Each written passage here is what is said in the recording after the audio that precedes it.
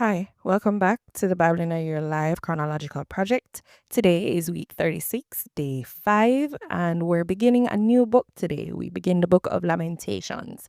We've been reading from the New American Standard Bible this week, and we'll continue to do so today. My name is Sharone Dennis, and I'll be your reader. Let's begin. Lamentations, chapter 1. The Sorrows of Zion. How lonely sits a city that once had many people.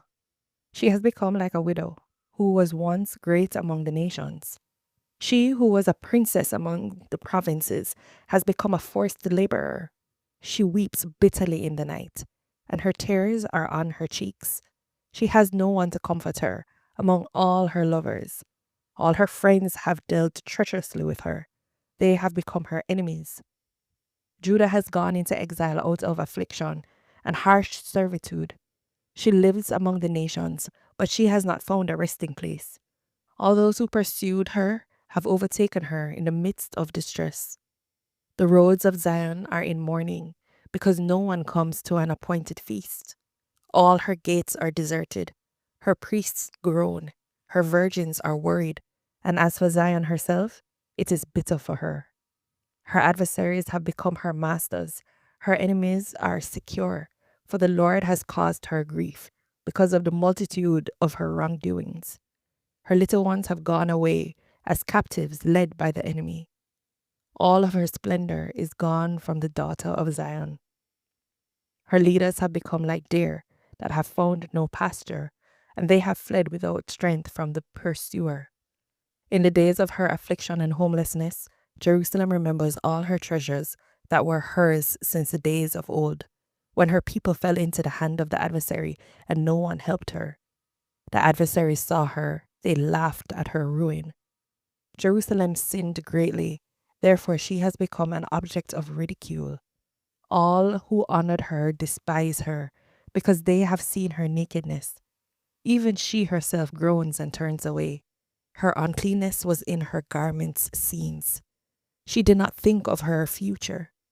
So she has fallen in an astonishing way. She has no comforter. See, Lord, my affliction, for the enemy has honored himself. The adversary has stretched out his hand over all her precious things. For she has seen the nations enter her sanctuary, the ones whom you commanded, that they were not to enter her congregation. All her people groan, seeking bread. All her people groan, seeking bread. They have given their treasures for food, to restore their lives. See, Lord, and look, for I am despised. Is it nothing to all you who pass this way? Look and see if there is any pain like my pain, which was afflicted on me, with which the Lord tormented me on the day of his fierce anger. From the height he sent fire into my bones, and it dominated them. And he has spread a net for my feet. He has turned me back. He has made me desolate, faint all day long. The yoke of my wrongdoings is bound. By his hand they are woven together. They have come upon my neck. He has made my strength fail. The Lord has handed me over to those against whom I am not able to stand. The Lord has thrown away all my strong men in my midst. He has called an appointed time against me to crush my young men. The Lord has trodden as in a winepress the virgin daughter of Judah. For these things I weep. My eyes run down with water, because far from me is a comforter, one to restore my soul. My children are desolate because the enemy has prevailed. Zion stretches out with her hands. There is no one to comfort her. The Lord has commanded regarding Jacob that those around him become his adversaries. Jerusalem has become a filthy thing among them.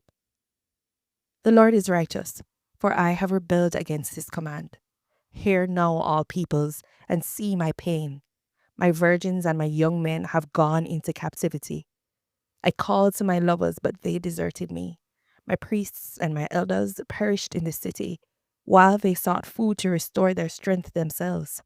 See, Lord, for I am in distress. My spirit is greatly troubled.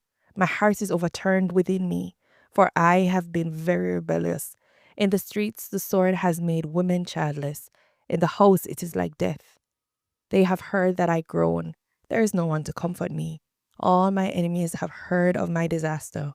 They are joyful that you have done it. Oh, that you would bring the day which you have proclaimed, so that they will become like me.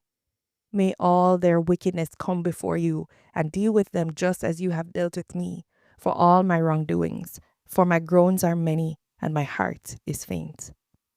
Lamentations 2. God's anger over Israel. How the Lord has covered the daughter of Zion with a cloud in his anger. He has hurled the glory of Israel from heaven to earth, and has not remembered his footstool in the day of his anger. The Lord has destroyed. He has not spared all the settlements of Jacob. In his wrath, he has overthrown the strongholds of the daughter of Judah. He has hurled them down to the ground. He has profaned the kingdom and its leaders. In fierce anger, he has cut off all the strength of Israel. He has pulled back his right hand from the enemy, and he has burned in Jacob like a flaming fire, consuming all sides. He has bent his bow like an enemy. His right hand is positioned like an adversary, and he has killed everything that was pleasant to the eye. In the tent of the daughter of Zion, he has poured out his wrath like fire. The Lord has become like an enemy. He has engulfed Israel. He has engulfed all its palaces. He has destroyed its strongholds and caused great mourning and grieving in the daughter of Judah. And he has treated his tabernacle violently, like a despised garden. He has destroyed his appointed meeting place.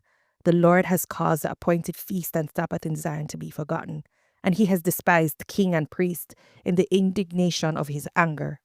The Lord has rejected his altar. He has repudiated his sanctuary. He has handed over the walls of her palaces to the enemy. They have made a noise in the house of the Lord, as on the day of an appointed feast. The Lord determined to destroy the wall of the daughter of Zion. He has stretched out a line. He has not restrained his hand from destroying, and he has caused rampart and wall to mourn. They have languished together. Her gates have sunk into the ground. He has destroyed and broken her bars. Her king and her leaders are among the nations. The law is gone. Her prophets, too, find no vision from the Lord. The elders of the daughter of Zion sit on the ground and are silent. They have thrown dust on their heads. They have put on sackcloth. The virgins of Jerusalem have bowed their heads to the ground. My eyes fail because of tears. My spirit is greatly troubled. My heart is poured out on the earth because of the destruction of the daughter of my people, when little ones and infants languish in the streets of the city. They say to their mothers, "Where is grain and wine?" as they faint like a wounded person in the streets of the city, as their lives are poured out in their mother's arms. How shall I admonish you? What shall I compare to you, daughter of Jerusalem? What shall I liken to you as I comfort you, virgin daughter of Zion? For your collapse is as vast as the sea. Who can heal you? Your prophets have seen for you worthless and deceptive visions, and they have not exposed your wrongdoing, so as to restore you from captivity, but they have seen for you worthless and misleading pronunciations. All who pass along the way clap their hands in ridicule at you. They hiss and shake their heads at the daughter of Jerusalem. Is this the city of which they said, perfect in beauty, a joy to all the earth? All your enemies have opened their mouths wide against you. They hiss and gnash their teeth. They say, "We have engulfed her. This certainly is the day which we waited. We have reached it. We have seen it." The Lord has done what he determined. He has accomplished his word which he commanded from days of old. He has torn down without sparing, and he has helped the enemy to rejoice over you. He has exalted the might of your adversaries. Their heart cried out to the Lord.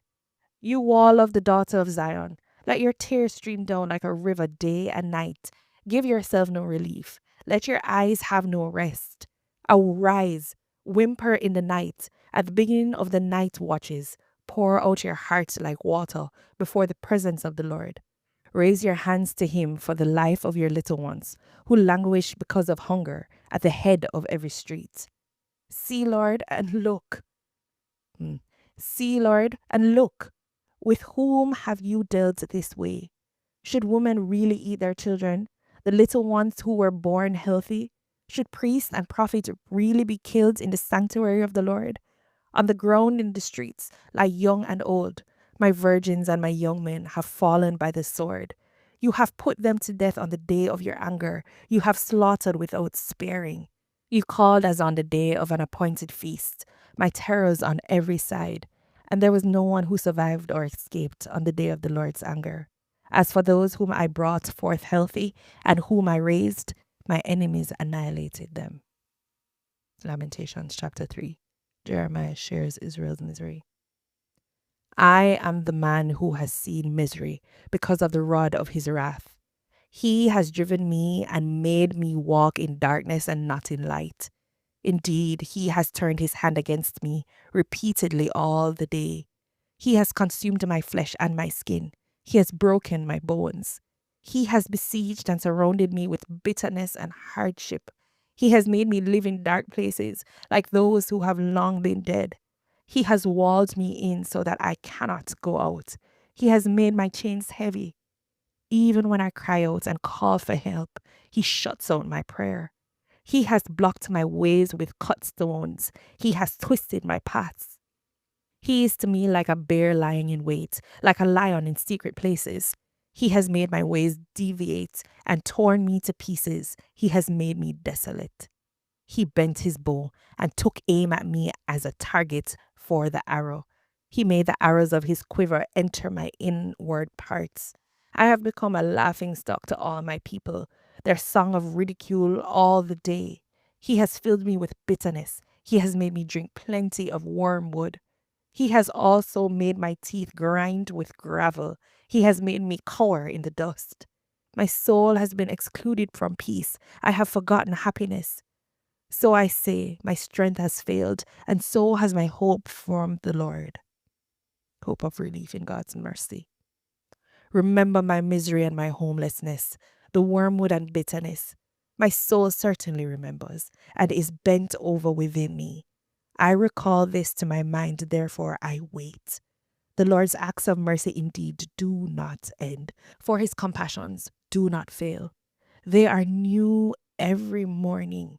Great is your faithfulness. The Lord is my portion, says my soul. Therefore I wait for him.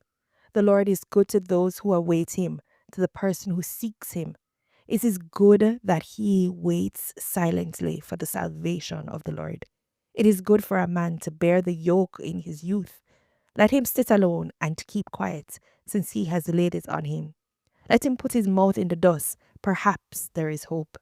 Let him give his cheek to the one who is going to strike him. Let him be filled with shame. For the Lord will not reject forever. For if he causes grief, then he will have compassion in proportion to his abundant mercy. For he does not afflict willingly or grieve the sons of mankind, to crush under one's feet all the prisoners of the land, to deprive a man of justice in the presence of the Most High, to defraud someone in his lawsuit. Of these things the Lord does not approve. This is the word of the Lord. Amen.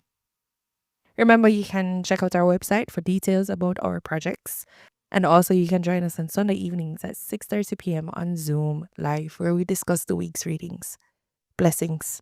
Have a good weekend.